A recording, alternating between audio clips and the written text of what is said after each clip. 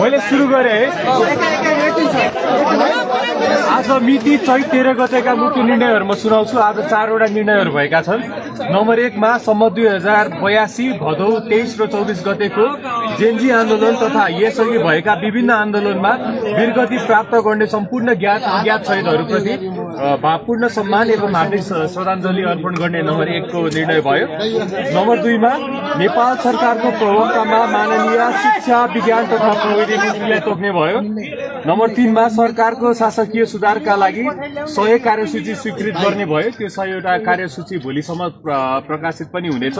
र 4 नम्बरमा सम्मत 2082 भदौ 23 र 24 गतेको प्रदर्शनका क्रममा भएका घटनाको जाँचबुझ गर्न गौरी बहादुर कार्कीको अध्यक्षतामा गठित आयोगले नेपाल सरकार समक्ष पेश गरेको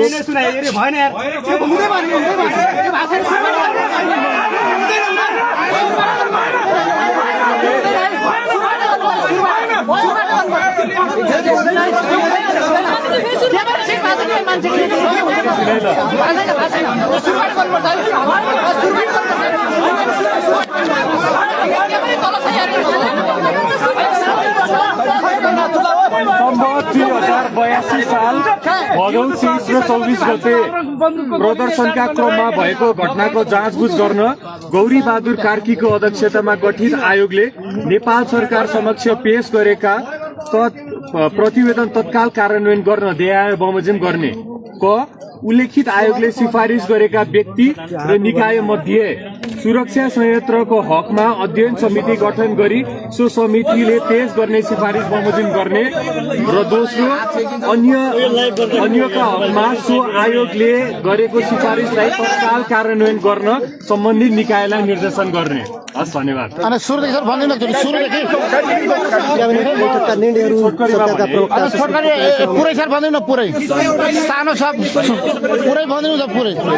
फेरि सुरुमा पढेर सुनाउँछु। 4वटा निर्णयहरू भएको छ।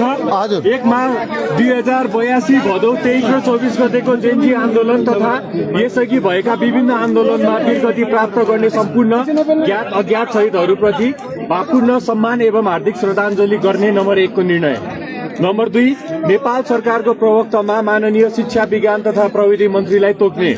नम्बर 3 सरकारको शासकीय सुधारका 100 कार्यसूची स्वीकृत गर्ने। त्यो 100 कार्यसूची भोलिसम्ममा प्रकाशित हुन्छ। नम्बर 4 मा सम्मत 2082 साल भदौ 23 र 24 गतेको प्रदर्शनका क्रममा भएका घटनाको जाँचबुझ गर्न गौरी बहादुर कार्कीको अध्यक्षतामा गठित आयोगले गौरी बहादुर कार्कीको अध्यक्षतामा गठित आयोगले नेपाल सरकार समक्ष पेश गरेको प्रतिवेदन तत्काल कार्यान्वयन गर्न देय बमोजिम गर्ने। पहिलो नम्बर कमा उल्लेखित आयोगले सिफारिस गरेको व्यक्ति र निकाय मध्ये सुरक्षा संयन्त्रको हकमा अध्ययन समिति गठन गरी सो समितिले पेश गरेको सिफारिस बमोजिम गर्ने। यो चाहिँ सुरक्षा संयन्त्रको हकमा। 2 मा अन्यको हकमा सो आयोगले गरेको सिफारिसलाई तत्काल कार्यान्वयन गर्न सम्बन्धित निकायलाई निर्देशन दिने। त्यो भनेको गृह मन्त्रालयले आजदेखि काम सुरु गर्छ। गृह मन्त्रालय लगायत अन्य निकायहरू जुन हुन्छ।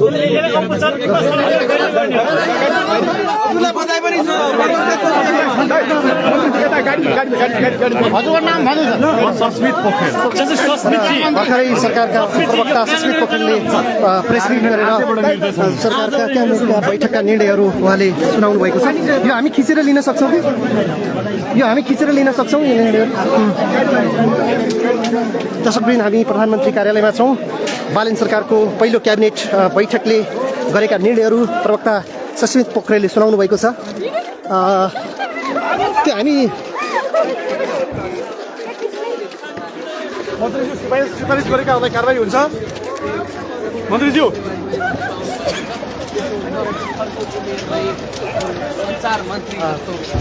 नेपाल सरकारका प्रवक्ता सस्मित पोखरेल पहिलो क्याबिनेट बैठकका पहिलो निर्णयहरू सुनाएर बाहिरिँदै हुनुहुन्छ।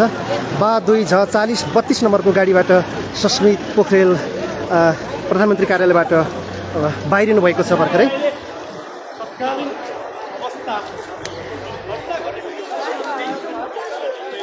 दर्शकवृन्द, यतिखेर हामी सिंहदरबार स्थित प्रधानमन्त्री तथा मन्त्री परिषदको कार्यालय अगाडि छौँ। आज प्रधानमन्त्री बालेन्द्र शाह नियुक्त भइसकेपछि पहिलो क्याबिनेट बैठक बसेको थियो। पहिलो क्याबिनेट बैठकका निर्णयहरू नेपाल सरकारका प्रवक्ता सस्मित पोखरेलले जानकारी गराउनु भएको छ र उहाँ बाहिरिनु भएको छ।